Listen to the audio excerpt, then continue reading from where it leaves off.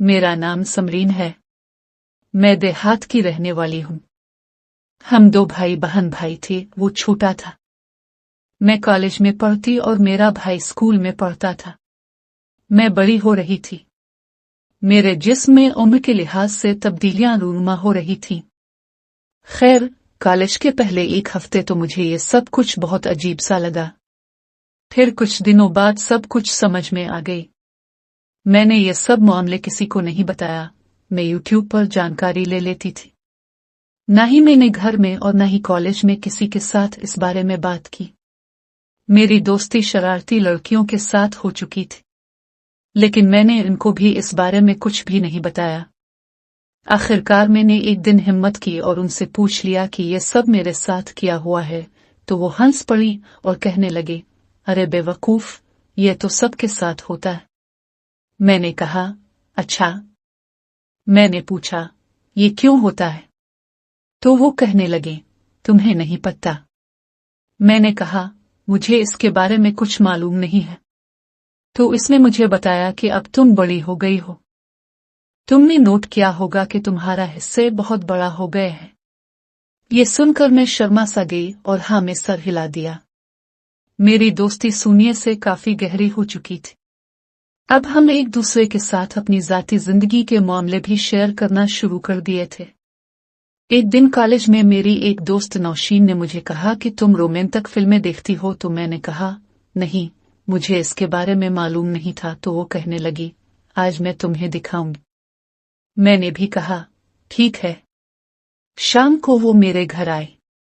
इसने मेरी बाबा को कहा, अंकल, मैंने आपके बेटी के साथ कॉलेज का काम करना है। तो पापा उम्मी ने इसको मेरे कमरे में भेज दिया और उसने दरवाजे को अंदर से लॉक लगा दिया और कहने लगी, आ जाओ, तुम्हें फिल्म दिखाती हूँ। मैं उसके पास जाकर बैठ गई। इसने मोबाइल पर वो फिल्म चला। जैसे ही फिल्म शुरू हुआ तो मैं हैरान हो गई, क्योंकि फिल्म में ऐसी चीजें थीं। मैंने इसे मना किया कि ये क्या दिखा रही हो, तो वो कहने लगी, अरे देखो तो सही, बहुत मजा आने वाली है।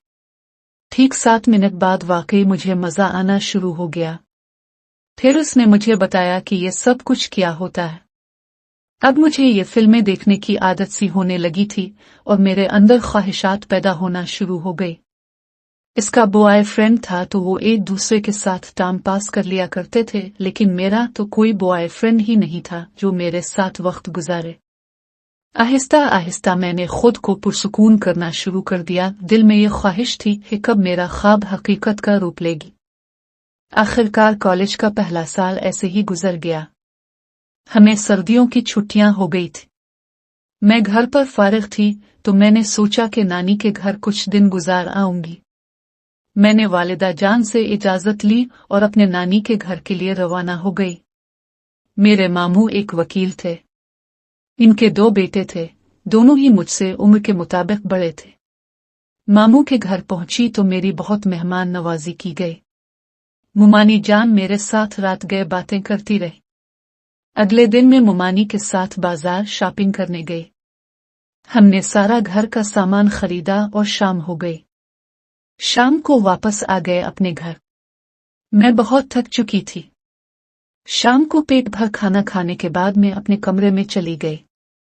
रात के 11 बजे मुझे फिल्म देखने की ख्वाहिश हुई तो मैंने चुपके से अपना फोन निकाला और वीडियो देखना शुरू कर दी। मेरे मामू का बेटा नदीम वो अभी जाग रहा था। इसने खिड़की से ही मुझे देख लिया तो इसने कहा, ये सब तुम क्या कर रही हो?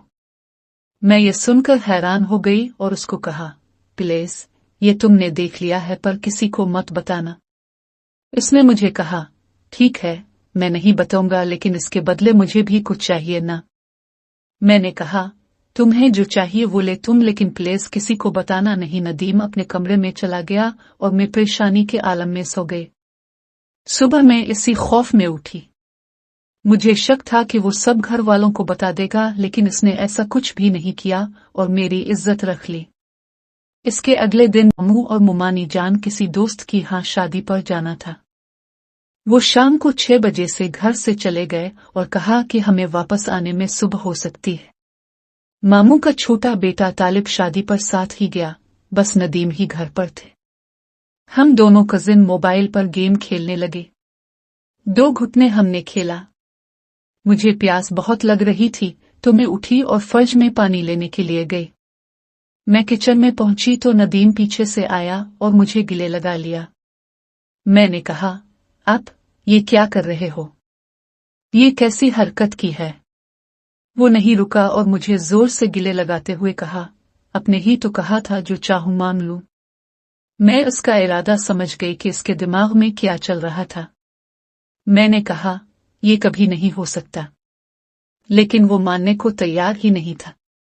मुझे साफ तौर पर महसूस हो रहा था इसने मुझे नहीं छोड़ा और जिद पर उड़ा ही रहा। तो मैंने कहा, ठीक है, क्योंकि अब मुझे भी इस वक्त अच्छा एहसास होना शुरू हो गया था और जो मैं चाहती थी वो ख्वाब हकीकत का रूप अपनाने वाला था। कब मेरे में ले गया और फिर वो हो गया जिसकी मुझे सालों से तलब थी।